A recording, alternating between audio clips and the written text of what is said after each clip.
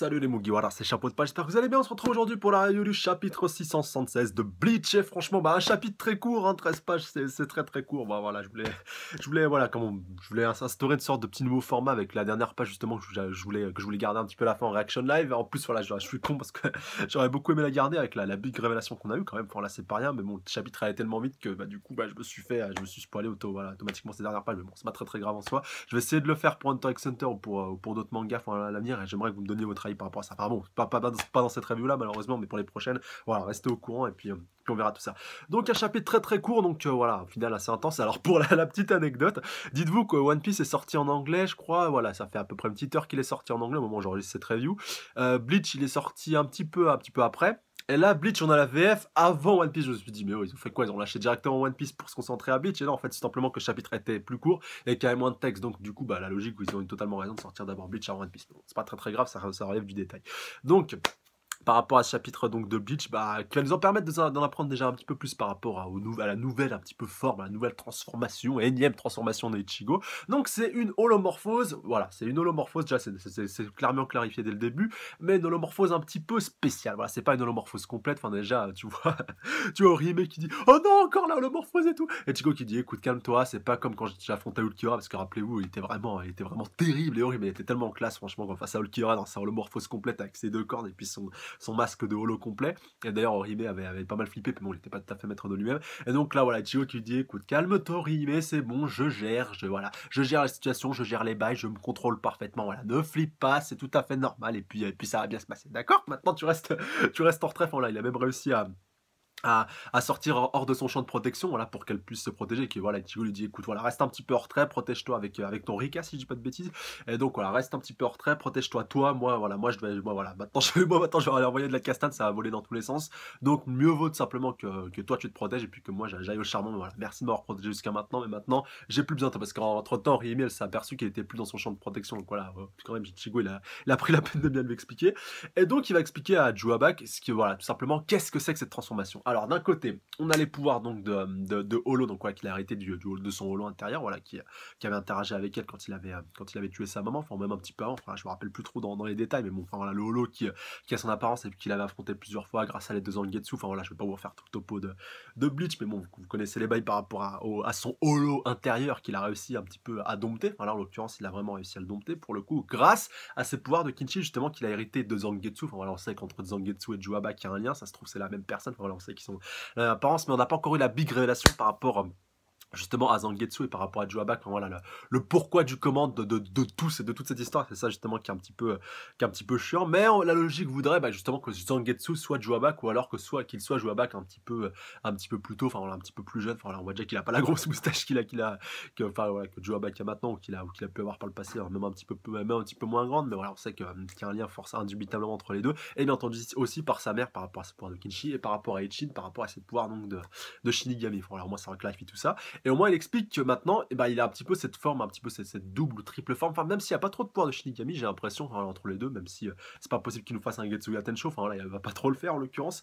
Mais au moins, il explique à Joabak voilà, qu'il a réussi grâce à ses pouvoirs de Kinshi, donc quelque part un petit peu il le remercie de lui avoir donné un petit peu ses pouvoirs de Kinshi qu'il a arrêté, vu que voilà, Joabak est un petit peu l'origine des Kinshi, enfin voilà, qu'il est le premier Kinshi si je ne dis pas de bêtises, et que donc grâce à lui il a réussi donc à pouvoir contrôler ses pouvoirs de Holo, qui est un petit peu, voilà, rappelez-vous tout ce qu'Ichigo a dû traverser lors de l'arc de Soul Society, un petit peu après face à Aizen. La holomorphose il s'en servait, mais il la contrôlait pas vraiment, et là au moins avec ses pouvoirs de Kinshi ça va lui permettre d'équilibrer tout ça, et c'est pour ça qu'il a demandé à reforger son Zanpakuto. Alors peut-être qu'on va avoir l'explication de la double lame, une lame comme on a pu le voir au chapitre précédent qui s'est brisée donc pour devenir un petit peu blanche, donc qui serait plutôt une lame de Kinshi, et donc l'autre lame qui resterait noire, et donc qui serait plutôt une lame de Shinigami, et donc qui équilibrerait un petit peu tous les voilà, les débats, et puis donc avec sa transformation qui serait plus du ressort, on va dire un petit peu de la holomorphose, mais un petit peu voilà, condensée et puis contrôlée avec seulement une seule corne qu'on a pu voir, et puis voilà, pas tout le masque qui recouvre son corps. Donc ça fait à la fois le pouvoir de Shinigami dans une main, pouvoir de Kinshi dans l'autre, et puis donc holomorphose complète le tout, donc ça fait la triple forme, voilà, même si c'est plus une forme,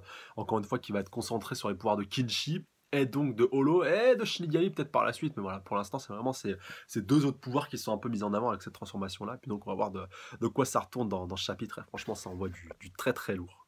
Et donc, comme Ichigo le précise, voilà, enfin, pour un petit peu confirmer et entériner ce débat une bonne fois pour toutes, et ben maintenant il maîtrise un petit peu, voilà, complètement ses différents pouvoirs, et donc il remercie Juabak, voilà. Merci Papounet, enfin voilà, Papounet de pouvoir Kichi de m'avoir donné, de m'avoir donné tes pouvoirs. Maintenant, je peux contrôler totalement mes pouvoirs de Holo, et justement, bah maintenant je vais m'en servir pour pouvoir t'éclater. Enfin voilà, au final, c'est bien quand tu regardes tout le parcours qu'Ichigo a fait, tout le parcours qu'il a suivi, voilà, toute la galère qu'il a eu avec ses pouvoirs de Holo, même avec ses pouvoirs de Shinigami, que maintenant, voilà, avec ses trois pouvoirs différents, il arrive un petit peu à jongler entre les trois, puis donc l'un le permet de contrôler de l'autre et tout. Enfin voilà, donc il lui dit merci à toi parce que sinon j'aurais jamais été capable de pouvoir autant contrôler mes pouvoirs de Holo. Et donc voilà, bah, au final ça va un petit peu se retourner contre toi. Donc désolé, mais voilà, merci quand même. Et donc par la suite, le combat va, voilà, le combat va démarrer, va vraiment partir en live. Donc finesse, mais en animé, mais bon, mes aïeux, franchement, je le dirai jamais assez, mais en animé, ça va être vraiment. Enfin, si j'espère vraiment qu'un animé reprendra pour adapter cet arc-là, parce que ça, franchement, ça peut être juste magistral déjà quand on voit les dessins de Kubo. Enfin, vraiment, c'est du condensé, c'est du lifté. Franchement, c'est pas, franchement, voilà. Bon, là, j'ai déjà dit plusieurs fois. Enfin, je l'ai déjà dit lors de live avec Jean-Pierre Casreview, voilà, avec des débats assez houleux. Non, voilà, après, c'était assez sympa. Mais par rapport au fait que les dessins de Bleach ils sont bons, enfin voilà, c'est juste, ouais, il y a des défauts par rapport au fait que pas mal de personnages se ressemblent au niveau du chara-design et du village qui sont assez carrés, assez style Kubo, mais au niveau des dessins, au niveau du combat, au niveau de l'animation, au niveau de la condensation, c'est pur, c'est lifté, c'est net, c'est clair, c'est précis, c'est voilà, c'est épuré, c'est vraiment magistral, c'est vraiment classe, c'est vraiment voilà, limite il aurait pu faire punaise, un manga de samouraï, enfin voilà, Kubo peut-être une inspiration pour plus tard si tu veux, enfin même si certains considèrent Bleach un peu comme un manga de samouraï, même si c'est pas tout à fait le cas, mais le style est un petit peu emprunt avec les Shinigami, avec les Zanpakuto, avec tout ce que vous voulez.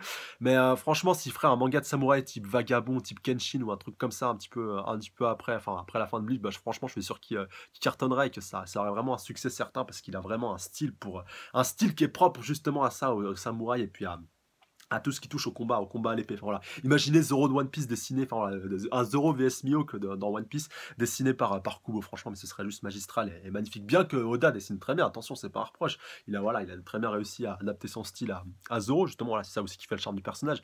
Mais franchement, imaginez ça dessiné par Kubo. Ouh là là, franchement, ça serait encore, ça rendrait le personnage limite encore plus badass, j'ai l'impression. C'est ça qui est assez ouf.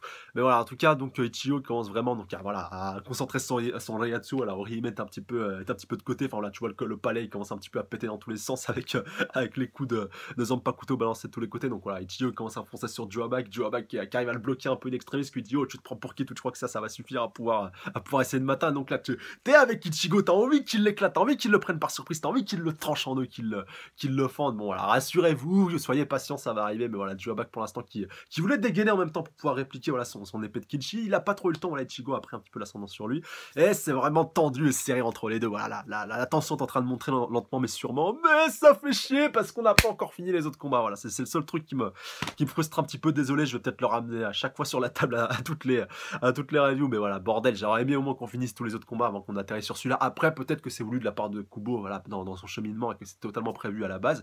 Donc on verra. Mais voilà, quand tu vois ce qu'il a fait face à Aizen, qu'il a bien attendu que tout le monde soit éradiqué et foutu de côté avant de se concentrer sur ce combat final, et ben j'aurais bien aimé qu'il en fasse de même ici. Mais bon, après, ça se trouve, il a ses raisons, le bougre, et on verra tout ça très prochainement. Et donc, pour finir, voilà, ce chapitre final, ô combien court, voilà, 13 pages, c'était très très court, mais tellement intense, faut bien le clarifier, faut bien le préciser. Et donc, voilà, vraiment, Joabak qui croyait que Ichigo, voilà, avait plus voilà, t'as fait un petit peu des progrès et tout, mais ça suffira pas, donc il voit qu'Ichigo commence un peu à prendre de l'élan, donc il se doute que ce qu'il va faire un Getsuga Tensho, voilà, un petit peu l'attaque signature de ce cher Ichigo. Et non, au final, voilà, il dit, attends, c'est pas un simple Getsuga Tensho, mais qu'est-ce que c'est que ça? Qu'est-ce que c'est que ça? Et au final, il va se manger un grand Rei Zero magistral, voilà, technique donc des holos, technique un petit peu, enfin, pas des holos, des espadas, s'il vous plaît, voilà, de l'élite des holos, faut quand même le préciser, voilà, technique signature de Grimjo, de Ulquiorra, voilà, de tous ceux de qui vous voulez, enfin, même si Ulquiorra et puis même d'autres espadas avaient aussi leur version un petit peu liftée, un petit peu améliorée, un petit peu personnalisée du Grand Rei Zero, enfin, ou même du Zero de manière générale. Et là, franchement, une attaque vraiment magistrale, et on voit Joabak qui commence à se faire trancher, enfin, littéralement une bonne partie du corps, donc voilà, quand même une bonne attaque par surprise, donc on voit qu'il s'y attendait pas, on voit même un petit peu la terreur et la frayeur et la peur dans ses yeux, donc chose que même que je crois contre Yamamoto il n'avait pas esquissé ne serait-ce que durant un instant, enfin même s'il l'avait combattu jusqu'à la fin, vu qu'il avait combattu un petit peu vu qu'il n'avait pas combattu réellement, enfin, vu que Yamamoto c'était un petit peu épuisé pour rien, enfin qu'il n'avait pas combattu réellement, c'est ça qui est un petit peu dommage. Mais voilà, c'est bien de voir Joabak un petit peu de temps en temps esquisser un petit frisson, une petite gouttelette de sueur, de peur, de transpiration, enfin voilà, je sais pas, non, peut-être pas de transpiration, mais un petit peu de peur quand même, faut le clarifier. Même si je suis pratiquement convaincu que ça suffira pas, parce que là, franchement, ça serait un peu se foutre de la gueule du monde, tout ça. À moins que Kubo veuille nous troller, mais d'une manière magistrale et que Ichiwabak ne soit pas l'ennemi final. Qui sait, pourquoi pas, c'est pas encore impossible. Non, voilà, je pars peut-être un petit peu loin après tout le teasing qu'il nous a fait, ça sera un peu dommage de le voir clamser aussi facilement. Non, voilà, de toute façon, on va pas s'emballer, rassurez-vous, ne dites pas ce que je n'ai pas dit, hein, mais voilà, ça porte quand même à interrogation de voir que Joe Back n'avait pas réussi, hein, pas à l'anticiper. Enfin, ouais, bah oui, quelque part pas l'anticiper. Le mec est capable de prédire l'avenir ou de voir l'avenir. Alors, est-ce que c'était un mensonge? Est-ce que c'était autre chose? Enfin, voilà, faut voir tout ça. Est-ce que c'est depuis qu'il est devenu le roi des âmes qu'il est un petit peu moins fort? Voilà, immanquablement, ce sera un petit peu marrant tout ça. Est-ce qu'il est devenu vulnérable, donc en devenant le roi des âmes, enfin, le roi des esprits? Enfin, voilà, faudra voir tout ça. Tout ça me paraît un petit peu suspect, à moins que ça fasse tout simplement partie de son plan avec Ichigo. Voilà, le plus à craindre est à venir pour Ichigo. Mais en tout cas, on peut lui souligner quand même d'avoir réussi à le prendre par surprise, d'avoir réussi un petit peu à ébranler un petit peu sa confiance en lui, un petit peu à le faire douter, voilà, même si ça a duré qu'une fraction de seconde, il a réussi à le faire douter. Pour l'instant, il a réussi à le trancher, voilà, même si vous doutez bien que je pense que ça suffira pas pour arriver à le vaincre, en tout cas pas tout de suite. Voilà, doucement, calma, faut vraiment prendre ton temps. Enfin, c'est ce que j'avais mis dans le titre de ma précédente review. Mais ouais, en tout cas, même si ce combat continue et que j'aurais aimé voir d'autres combats avant d'arriver à celui-là, bah franchement, le combat pour l'instant, il est pas dégueulasse, même si c'est un 1 versus 1 et que j'aimerais bien un 5 versus 1 avec les 5 potentiels de hier. Enfin, voilà, ça je leur dis pratiquement toutes les semaines dans les commentaires, mais bon, ça viendra, je pense, avec le temps, faut pas trop s'en faire, mais en tout cas, c'est assez intéressant de voir Ichigo avec cette nouvelle forme vraiment condensée, contrôlée, avec ses 3 pouvoirs. Il manque plus que le pouvoir de Fullbringer, mais bon, le pouvoir de Fullbringer, on va dire, Osef, il a ce pouvoir, il a juste servi à Ichigo à récupérer ses pouvoirs de Shinigami, au final, c'était juste un arrêt de transition. Mais c'est vrai que de voir aussi le pouvoir de Fullbringer imbriqué, enfin voilà, ça pourrait être aussi intéressant s'il pouvait en plus l'ajouter un petit peu à cette transformation. Alors peut-être que ça donnerait lieu à une nouvelle transformation, pourquoi pas, faudrait voir, mais voilà. En tout cas, tout ça est assez intéressant. Et j'ai hâte donc de voir tout ça par rapport à la suite. Donc bah comme d'hab, n'hésitez pas à mettre un petit pouce bleu, ça fait toujours plaisir, à commenter, voilà, hyper important pour qu'on puisse échanger par rapport à ce chapitre et par rapport à la suite, à partager aussi, c'est important, très important pour la visibilité de la chaîne, comme vous abonner, ça aussi c'est super important pour qu'on soit de plus en plus nombreux et que la chaîne justement peut continuer de grandir et puisse être encore plus visible, ça aussi c'est hyper important. Et surtout allez checker la page Facebook voilà, pour vous tenir au courant de mon actualité, voilà, parce que je mets pas mal de choses que je peux pas mettre sur YouTube, voilà, par rapport à des petites infos, par rapport à plein de trucs, donc voilà, n'hésitez pas à les checker, le lien est dans la description tout en haut, voilà, vous avez pas à aller avant, là je l'avais mis tout en bas, voilà, le mec qui sait pas vendre sa page. Voilà, merci d'ailleurs à Escalordec qui m'avait justement conseillé de la remettre un petit peu plus haut, enfin, voilà, pour la petite anecdote. Et donc voilà, au final, n'hésitez pas encore une fois à laisser vos avis dans les commentaires pour qu'on puisse échanger par rapport à chapitre, qu'on puisse voilà, donner votre avis et puis on puisse même partir dans des débats à plusieurs si vous voulez, enfin, voilà, comme bon vous plaît, et ce sera un plaisir d'échanger autour de chapitre, autour de la suite avec vous. Comme d'hab, un grand merci à vous les abonnés à la fois les anciens, comme les nouveaux, comme les futurs, force à vous, n'oubliez pas, vous êtes les best de top et je vous kiffe très très fort et je vous embrasse. Sur ce, je vous dis à la semaine prochaine, un petit peu avant dans les commentaires pour qu'on puisse échanger. D'ici là, prenez soin de vous, salut à tous, sayonara.